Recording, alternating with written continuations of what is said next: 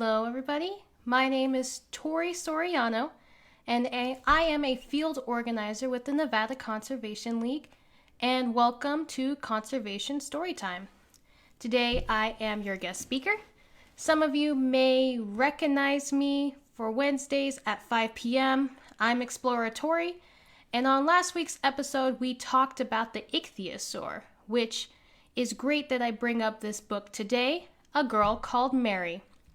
Mary Awning is regarded as the first female paleontologist, and she sparked the revolution of finding and looking at and collecting ichthyosaur fossils. So today I'm going to bring you guys that wonderful story about a girl called Mary. The Story of a Fossil Hunter by G.D. Waters.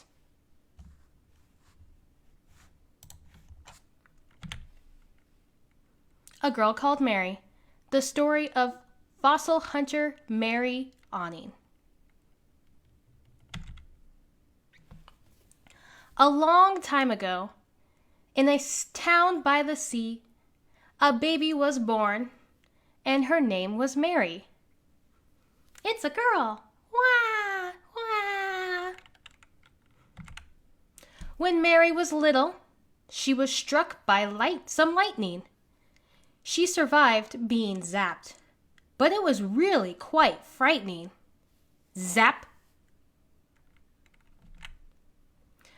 From that moment on, young Mary was changed. Was it the lightning? That would be strange.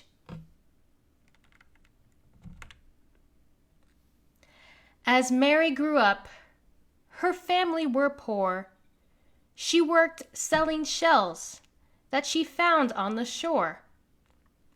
Seashells for sale, Mary says. Makes me wonder if that's what sparked the she sells by the seashore rhyme. Mary searched the beaches with her dad and brother Joe. There were treasures to be found amongst the pebbles below.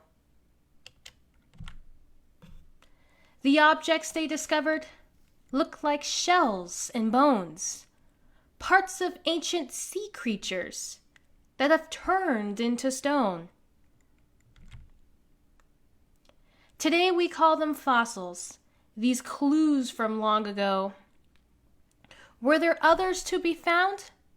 Mary wanted to know.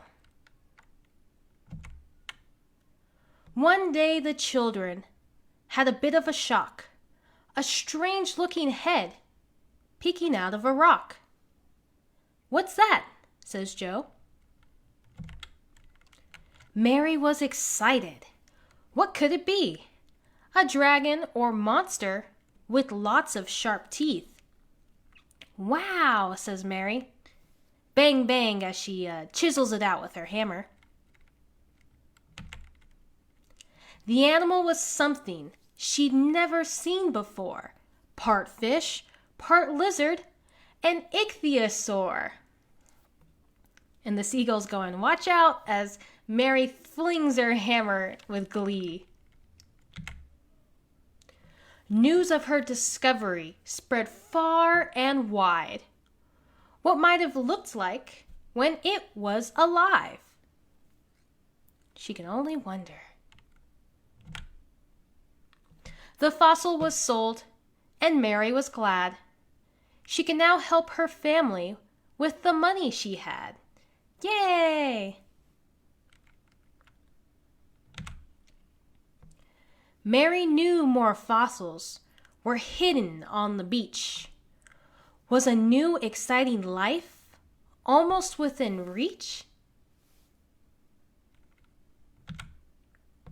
For months in the rain, she searched cliffs and rocks. Mary wasn't going to quit just because of wet socks. Her next find was amazing. Mary felt proud. A long-necked sea monster. It drew a huge crowd. The people in town couldn't believe their eyes. Some said it wasn't real, that the fossil was a lie. You can see this mayor type right here going, "I do declare this is a fake." And Mary's dog below going, "Grrr," in anger. But they were very real, the bones she had uncovered. A giant plesiosaur, the first to be discovered. Look at this huge creature. And the little guy below going, "Help!" In Mary's hometown, they all knew her name, but away from the seaside, it wasn't the same. Rich men in London wrote about Mary's finds. They stole her ideas, which was very unkind. You can see this man over here going, "Science is not for ladies." And Mary's looking angrily upset next to him. The next fossil she found left Mary confused. The inside was rough. The outside was smooth. What could it be? The fish scales in the fossil gave Mary a clue. The funny-looking stone was ichthyosaur poo. You can see the picture below. The ichthyosaur is going, "Wait, I just want to be friends." And plop, something comes out, making the fish all awkward going, "Gulp." Mary showed the world just what girls can do. Boy or girl, it doesn't matter. You can do science too. Today's Mary's creatures are displayed for all to see. The greatest fossil hunter the world has ever seen. And below it says, "Ichthyosaur found by Mary Awning." The end. Here's a quick tidbit about the author. The author, G.D. Waters, lives in the south coast of England with her husband. She works in a museum where there are lots of fossils, including some of them found in Mary Awning's hometown, Lyme Regis. And that was a great story illustrating the power, no matter who you are, what gender, what race, anything about you, don't let other people discourage you in doing what you want and what you can do. So, thank you, Mary Awning. She is regarded as the first female paleontologist. So you go, girl. All right, this next story, which I'm going to bring up right now,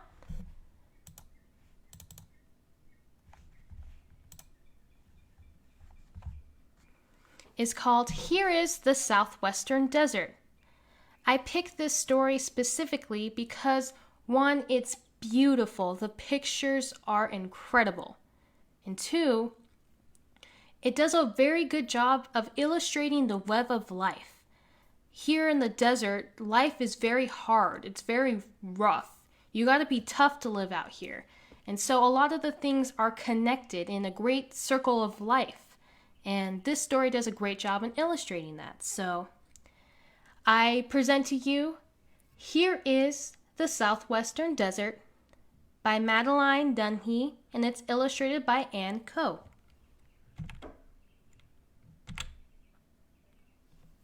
Here is the Southwestern Desert. Here is the cactus, covered with spines, that can live without rain for a very long time. Here is the Southwestern Desert. Here is the hawk that perches on the cactus, covered with spines, that can live without rain for a very long time. Here is the Southwestern Desert. Here is the lizard, who is spied by the hawk that perches on the cactus, covered with spines, that can live without rain for a very long time. Here is the southwestern desert. Here is the roadrunner, meep meep, that chases the lizard, who is spied by the hawk that perches on the cactus, covered with spines that can live without rain for a very long time. Here is the southwestern desert. Here is the tree which shelters the roadrunner, meep meep, that chases the lizard, who is spied by the hawk that perches on the cactus, covered with spines that can live without rain for a very long time. Here is the southwestern desert. Here is the sun that blazes on the tree, which shelters the roadrunner, that chases the lizard, who is spied by the hawk that perches on the cactus, covered with spines that can live without rain for a very long time. Here is the southwestern desert.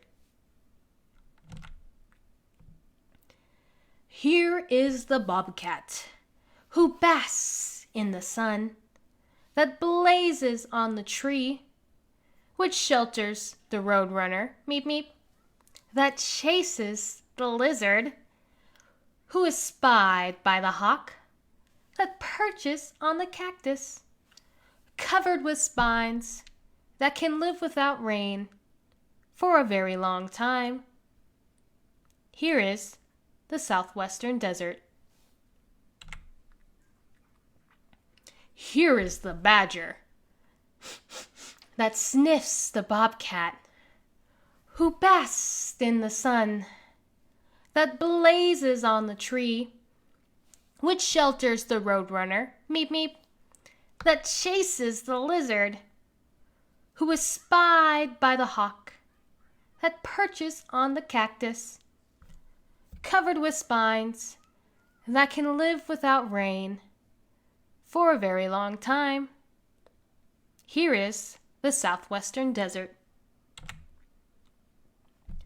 Here is the squirrel, unearthed by the badger, that sniffs the bobcat, who basks in the sun that blazes on the tree, which shelters the roadrunner, meep meep, that chases the lizard, who is spied by the hawk that perches on the cactus, covered with spines that can live without rain for a very long time. Here is the southwestern desert. Can you guys guess which animal we're going to talk about next? Here is the coyote, Ow! That pounces on the squirrel, unearthed by the badger, that sniffs the bobcat, who basks in the sun, that blazes on the tree, which shelters the roadrunner, meep meep, that chases the lizard, who is spied by the hawk, which perches on the cactus, covered with spines that can live without rain for a very long time. Here is the southwestern desert.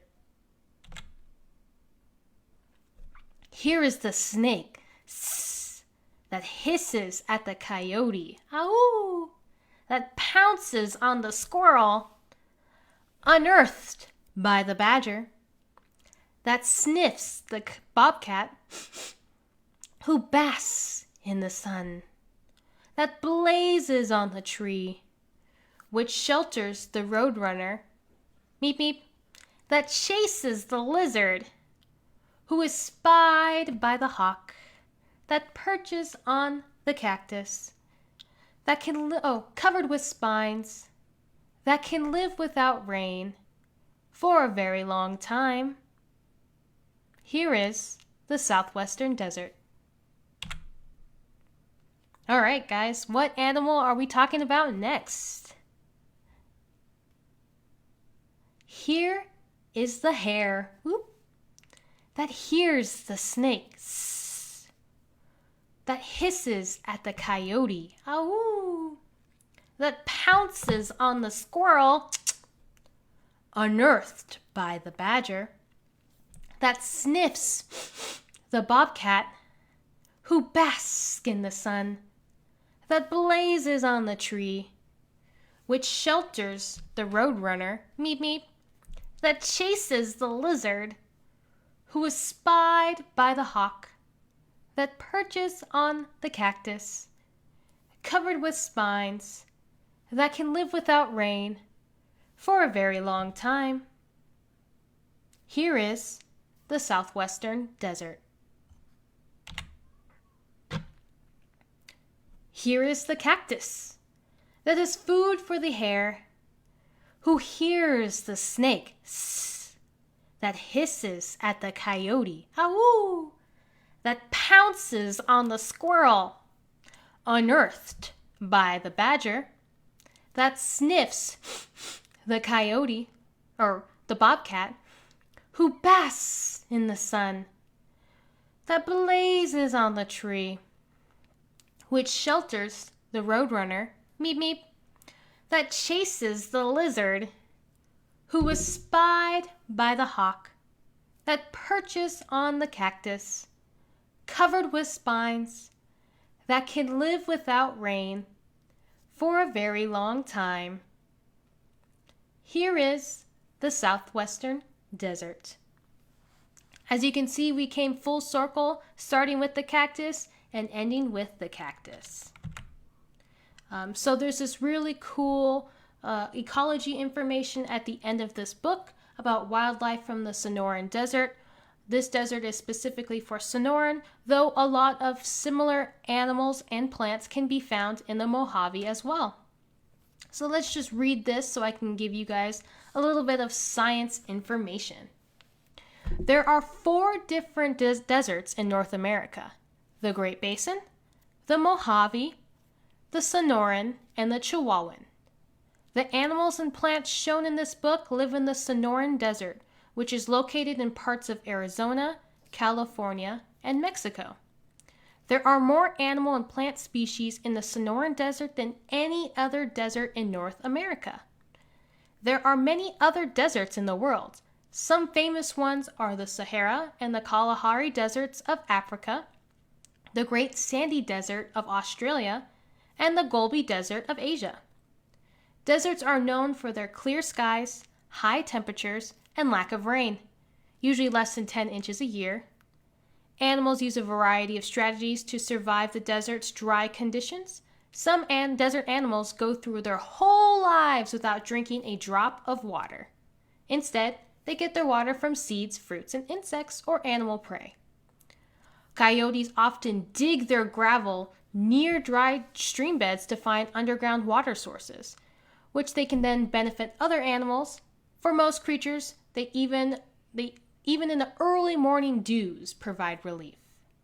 Cactus plants survive the desert's dryness because their stems are able to store water. After the rain, the cactus stem swells with water. During dry periods, the cactus shrinks. After a heavy rain, I already read that part. There are approximately 2,000 species of cacti. The cactus at the beginning of the book is a saguaro, and the end is a prickly pear. And then they go on how you can help keep our desert surviving. If you want to learn more information about that, you may put it in the comment section and I can give you some resources. But really quick, we're going to go through all these different animals that were presented in the book. Most of them you can find here in the Mojave Desert as well. So we have the gopher snake, the great roadrunner, pecanary, ringtail desert tortoise, coyote, kit fox, red-tailed hawk, round-tailed ground squirrel, a badger, bobcat, chuckwalla, which is a lizard, cactus wren, black-tailed jackrabbit, and the collared lizard. So as you're out exploring the desert, see if you can find some of these animals on your trips. But be mindful, always protect the desert, stay away from them, social distancing for your plants and animal species. But that's the end of the book. That's all I have. I hope you guys enjoyed these stories, and please check out our conservation story time once a week. And hear a nice kid story or hear a story for all ages to enjoy and learn. Thank you so much, and we'll see you on the next conservation story time.